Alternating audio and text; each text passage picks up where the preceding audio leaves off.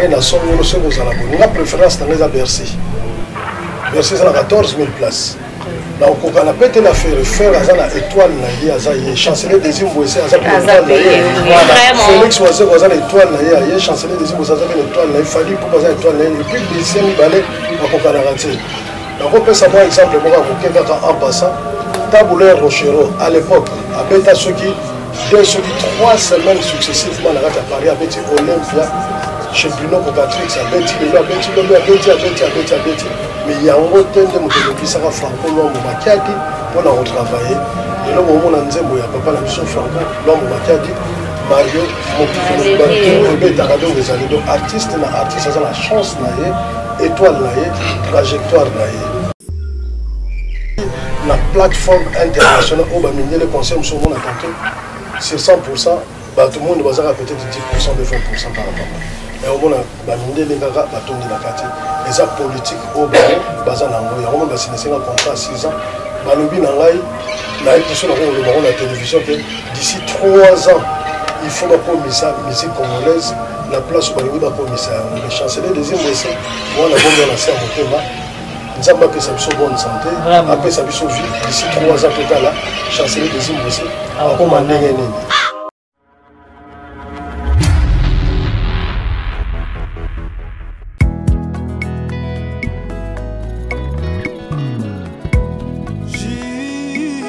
Au cœur de l'Afrique se situe un grand pays, aux allures d'un continent avec une biodiversité inimaginable.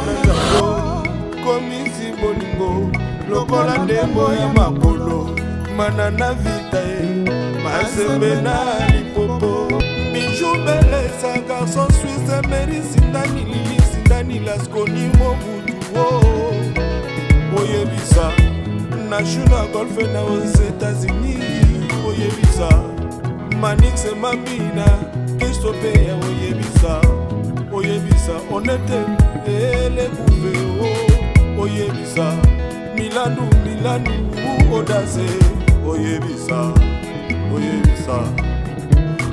Moui, Chico, Yesana Yabani, Oyoyebi Kamadiba, Nabamano.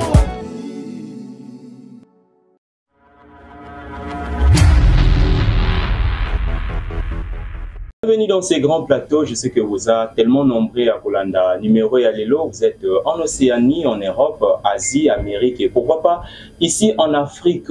Voilà. Et vraiment le plaisir de nous recevoir dans vos maisons parce que l'édition d'aujourd'hui vous allez présenter Kakepa cardinal de la presse, mais vous allez déjà remarquer à ma droite, j'ai les jolies dames de la presse. Là, je vois Bianca Zanga, Shakira de la presse et puis charmante Moujani, comme nous avons toujours l'habitude de les dire affectueusement, Moulouba qui se respecte. Voilà, vous posez déjà beaucoup de questions. Aujourd'hui, collège Yaba journaliste et au bazar ensemble. Tokoyambanani sur ces plateaux, Tokobeta Masora Nini. Le cardinal ensemble n'a pas concert nae, Bayambina ni Mokula Lelo. Nous recevons le chancelier de la musique africaine. Une star qui a toujours été au top depuis des décennies et à l'image jamais dans la scène musicale. Je vous dis déjà clairement que nous recevons cet après-midi le chancelier de la musique africaine. Il s'agit bel et bien de l'artiste Désir Mbouessé, à qui je dis bonjour. Bonjour mes chers frères et mes chères sœurs. Et bonjour américaine. Merci beaucoup. Voilà. Et mouvement, ils ont s'est comporté comment, Planète Élégance? Très bien, tout ça toujours en pleine tournée. Car année, moi, tant mort, tout ça qui a 2 semaines, on a profité de l'occasion pour nous en appeler à Coco. Voilà. Là, on réalise mon monsieur qui est vraiment utile.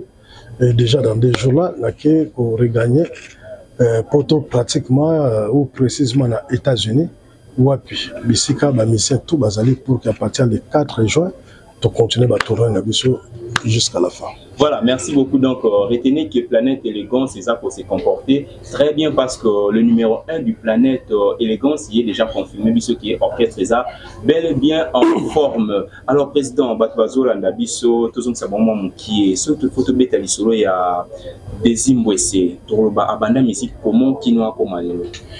Bon, Désir Mbouessé, Abanda Musique, ça fait plusieurs années. D'abord, musique amateur, Abeta na l'avenir esthétique na Lemba. Abeta na Touchi Gombe. Voilà. Et puis à Salapé groupe na Moko na Nini na Institut Salongo. tout ça au salon de musique na ba année 88-89 na célébra na une autre époque et puis à beta juste ici ça va il y a bandal bon comme des Mbouissé azalaki aîné à famille ou alors azali toujours aîné à famille maman za oli na vraiment trop tegena pratiquer musique parce que papa o botanga akufaka tikanga pesa à l'âge de 17 ans déjà mineur na baleki belé na sima parce que maman za au moins quand la musique ça gagne pente alinga fona continuer ba classe na ngai c'est pourquoi ba longola nga rapidement na Kinshasa na ke à Londres ouais puis c'est na sali d'abord sciences politiques gradueur na silisi yango et puis na sali sous sciences économiques licencié na silisi yango mais comme passion et musique ça ko dominer toujours trop makasi na bibo tika na réaliser mon tout premier album avec appui influence ya Viva la Musica obimato bana na Papa Wemba Yemoko Redi Amisi Bayi Lokato Steno Mobila c'est la chorale pire vieille idéologie Juna Janana et puis na ba mususu peut-être na Robo Sana basala qui participation pour la réussite à tout premier album dans la procès verbal mais les procès verbal est bimi et bah eux qui ont presque mokil magnon surtout écartonné ndé je m'étais décidé que non comme les gens la makila tika nakita na mboka na salle deuxième album na ngai drapeau blanc on a faisant qui participer mais oui il y a Côte d'Ivoire Papa Mbali Soussou Steno Mobi Astela Chorale Luciana de Mingongo né na kita Kinshasa depuis 2001 jusqu'à présent nous continuons toujours le chemin faisant avec la musique. Donc c'était en bref le parcours de l'artiste des Mbouissé Oto Yambi Lelo vraiment dans le plateau parce que vous étiez obligé quand même Yoroyeba. Comment est-ce que la star a commencé sa carrière Kino Tokomi Lelo? Artiste après votre tournée en Amérique, tout le monde y a na mabila bakoko nengo uti ko kolobango, mais on retient que Okenda qui na équipe non la Planète Élégance, mais na grande surprise na biso tout moni le chancelier des Mbouissé azongi na kin mais ozongi moko. Il y a eu beaucoup de spéculations ici, il faut que tout le la vérité, bah nous balobi que non, artiste azongi moko pourquoi parce que banama ya kinde na bango ba palangani ba kimi est-ce que on ont confirmé biso que Planète Élégance c'est ça vraiment tout et ça ndenge ba rumeur ezolo ba kimi.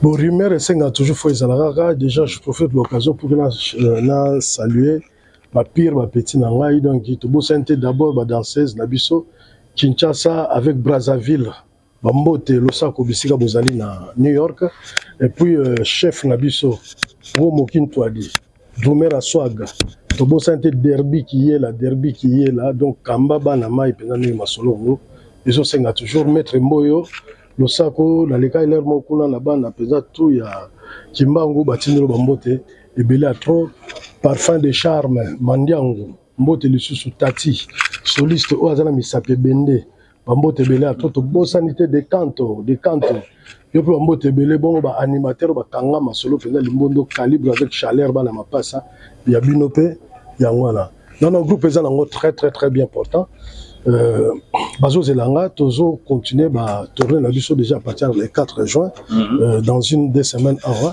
ndane na ki on a ça pour 3 objectifs toi qui a besoin à chanter ou à la facilité à royemba anglais à la facilité à royemba la langue étrangère né on a besoin pour aux clavériste abisso arlac je crois dans 2-3 jours toujours maintenant pour que tout continue tourner ensemble là bas justement équipe tout ça en sur place dans la photo les alliés Planète Élégance mais actuellement la statut n'a pas changé comme Planète Élégance internationale parce que tout ça dans contrat il y a long terme où tout signé pour 6 ans pendant 2024 et 2030 donc orchestre est obligé à rendre ma service nango par rapport à engagement nabiso vis-à-vis na VIP Fox Entertainment où ils alliés contrat tout signé dans maison nabiso.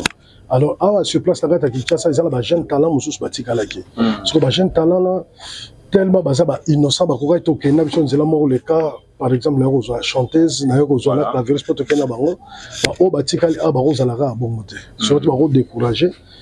Tout peut être paralité. Il y a une idéologie, il y a un manager, oyo baza parce que comme na international to benga bango planète élégance internationale na planète élégance ko tonde to changer appellation planète élégance internationale biso ba toza actuellement au sala ba tournée internationale. Voilà. Alors oyo ezali sur place ezali drapeau blanc pour permettre bango ba travailler parce que bazo travailler déjà très bien ba réaliser pe album na bango il y a drapeau blanc d'ici fin de l'année oyo ba découvrir bango mais sur drapeau blanc na planète élégance internationale to kutana bango déjà année prochaine sur place à Paris précisément en France. Okay. Alors to kutana ko nous a deux grands événements ils ont la carte pour s'annoncer moi on a anticipé que le baming exact toujours c'est la confirmation à Bassal promotion banda le moment venu to parvenir une information pour que vous pour publier à la portée de tout le monde. Voilà.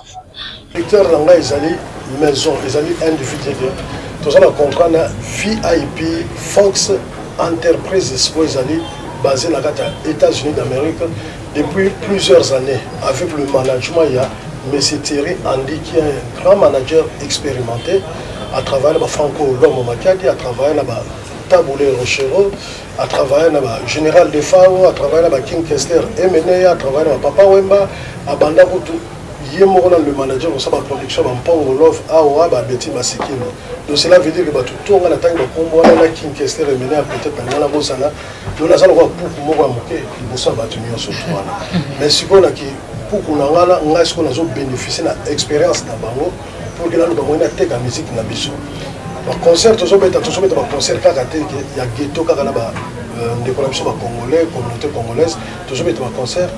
Ti dans côté la Bissou, toujours mettre un concert. Ti na plateforme internationale où bah miner les concerts nous sommes tantôt sur 100%, bah tout le monde va avoir peut-être 10%, 20% par rapport. Et au moins, les gars, de la quartier. Et ça politique au bazar nango. Il y a vraiment signé un contrat à 6 ans. Balobi nangai, na émission le baron la télévision que d'ici 3 ans, il faut que la musique congolaise, la place où balingi ba commissaire. Le chancelier des Imwese, moi on a bon lancé à Motema. Nous avons appelé ça bonne santé, appelé ça vie. D'ici 3 ans total là, chancelier des Imwese a commandé voilà. En tout cas, actuellement, la radio qui moi tout ça va concert parce que le groupe mère il y a un aux États-Unis. Le tout prochain concert nous allons à Buffalo. Buffalo est une ville Boroboye. La bus en France nous bien alors Buffalo, mais bon on anglais autant Buffalo. Et ça entre New York et Boston. Et après yango date mususu nous sur place à Wate, mais tout continue de la bino yango. Attends la ligne na WhatsApp pour que vous publier yango.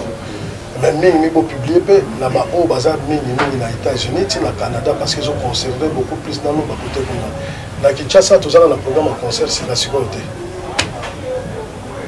Dans Kinshasa, tout ça dans le programme à concert sur la sécurité. Le concert dans Kinshasa, si tout va bien l'année prochaine, à partir de peut-être février, Saint-Valentin, peut-être pour un mois pour que tout soit équipe au drapeau blanc, ils allaient sur place à par rapport à des grands événements autour de Paris pour l'année prochaine. Et l'air de Awa, manager nous avons créé du solo, là bas CG Nabiso, Wansenga, Bazawana, tout ça va te faire pour le Kamoy Batala, Dengue Niner Tokoma, place Wapi, Torobeta pour tous ces pays, ça va gérer la couche, la batounion sur la société. Voilà.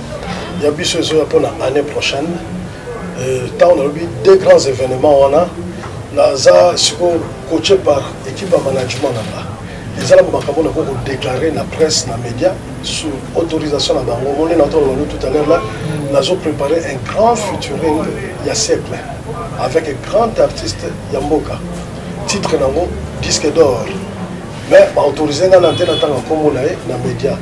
Ndenge moko la salle oyo to robeta ceux qui vont à la arène à Songolo ceux qui vont à la bonne. On a préférence dans les à Bercy. Bercy c'est 14 000 places. Donc on a pété la faire à l'étoile naïe, chancelier des Zimbouessés, à Félix Oisé, à l'étoile naïe, chancelier des Zimbouessés, à l'étoile naïe, Fali pour passer à l'étoile naïe, et puis Bissemi Balé, à Kokanarate.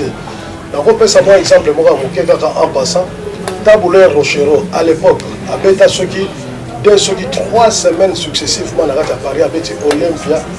Chez Bruno Cocatrix, à Betty, à Betty, mais il y a un autre thème de mon télévision Franco Lombo Makiadi pour la retravailler.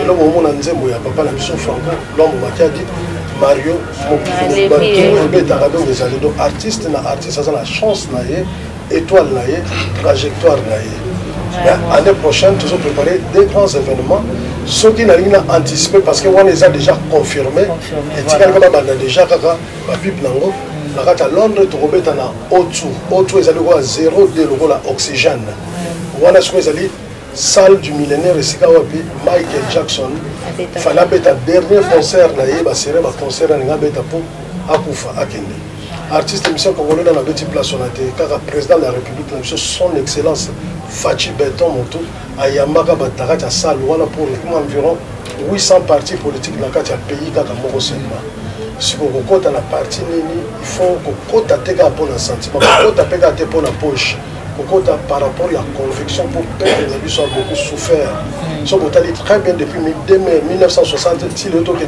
2024 peuple congolais azaka toujours pour les tambola na balabala kaka na Kinshasa pambate ezala ke Goma Kisangani Kikwit Matadi je sais pas moi Mbujimai kana na batutu bazana kata kolela bref moyen à pratiquer dans nos politiques dans moment oyo ezalité je sais que année OET mais na année 2011 2012 na échéance on va senga na poser candidature tikala ki mokeko tuna ndima mais l'air n'a vendu conviction dans la montée manangai et simbité pour la madéré la partie politique moko songolo bakala pour que natanga comme la montée dans la minute oyo moyen ça dans politique exactement contre nous souhaiter ba acteur politique en boka na biso nga moko la za soutenir bango équipe même soit plan d'élégance drapeau blanc tout ça soutenir bango ba ça la musala bien mais ba comprendre vraiment le peuple à l'élimi ba kila pe tangi mingi. Si on a besoin, il y a relever un défi, Banzela la mission est bien. Peuple a comme 2-3 fois par jour, Bamisale mon en akata moka, batanga ba classe bien sans corruption, tina ba niveau université parce que bana lelo université belé français qui toko na mon. Mais so ba commis ba orthographe na papier, moi compliqué. Ba bilo on appelle l'état mais dans autant la loi, faut enseigner bien, faut ba professeur très bien pour que permettre bango bazala avenir ya Congo ya lobby. Banzembo eza ebele succès za la bane eza na makolo voilà so on peut si passer dans son makolo na hotel mais so je me suis acheté bien na poto mbala mo comme le ya équipe Mobimba c'est pourquoi je répète toujours que c'est le Congo qui gagne voilà Banzembo to robeta eza ba étape mo ebele mo na lo bana ba stratégie mususu par rapport aux attaques ambassadeur universel de la paix le reste la concert il y a soirée Afrique soirée il y a la paix na à Paris ils allaient invité les marques avaient invité d'honneur au pays sur place on a qu'à y musique à la pambaté banzemo on a privilégié moi mingi banzemo le tous ensemble les gens déjà nous sanga tous ensemble vous comprenez banzemo le sofele ye sofele kumbanga malem sofele ye sofele kumbanga malem nazali mama ya bana natiki bana nanako nazali mama moboti ngai kona kufela mobali Banzembo ebele kata kin baza kata travailler en coulisses ceux qui bat baroleka ba contacter na numéro de téléphone ya CG wa senga bido senga ou bien na Tito Kofere et puis basa organisation na bango oyo baza ko préparer pe album na bango sur place à Malbo pe ça on a le titre traité mais l'air ba aussi ça va répétition na bango coulisses ba comme ils prennent des to autoriser bango à distance pour que on va répéter à la portée de tout le monde pour avoir la préparation à bien balukasko ba marquer pe Kinshasa d'abord place au bango bandi ba marquer RDC Mobimba Afrique compagnon surtout pour ceux qui va gagner Paris na bango to ozala bango l'année prochaine mais ceux qui n'ont pas gagné Paris na bango te mais na yebika ba gagner parce que tous ça na ba jeune qu'on a besoin bourré des talents makasa ko sakana voilà le pape baza côté na les grands formateurs na yebiki ba gagner Paris vraiment ba ya vous savez mais pour gagner Paris pour masolo les cas bien alors nous sommes à la fin l'artiste quelques salutations na bat balandio oui na pesi modiatron na monsieur Thierry Anta na kata New York to bo sanité JR Kuba na Atlanta Aimé Kauka, tu peux se monter pour na Buffalo, tu as déjà dans moins de gens à Buffalo, place de Robeta, concert il y a été. Alors George Valentino de Mouta, yo pe yo wana na kata Toronto, to bo sanité Fulgence Fumuto na Ottawa. Pire petit idéologie bona mabiala na kata Paris, oui, des grands événements pour l'année prochaine. Émile Kalema, les grands stratèges Oza toujours awa province Lapo na Lola na Bruxelles grâce à Vice to sanité na Bundespongo tous pepele ya mbetolo na kati ya London to peso mbote losako ni bloka pa ya père double Fabrice Massamba avec Alain Koyi bino nyo surtout chancelier des Imbrissé apes bino mbote ya pour les grands producteurs Jean-Marie Lutete basango déjà autour yango ezobeta mara déjà pour l'année prochaine sans son mayamba to sanité moyena site ça batu nyo surtout ezate voilà de Mukalinga ya yope yangwana avec Mishpa Pangasudi voilà.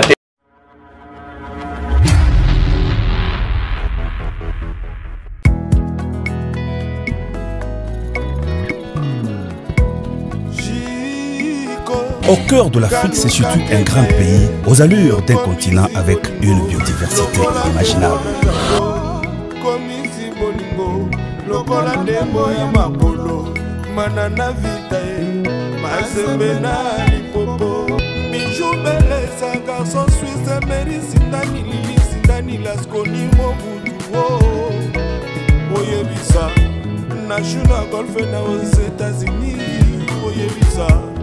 Manix et Mamina, Christophe Oyebisa, on était les bouffées, Oyebisa, Milanou, Audace, Oyebisa,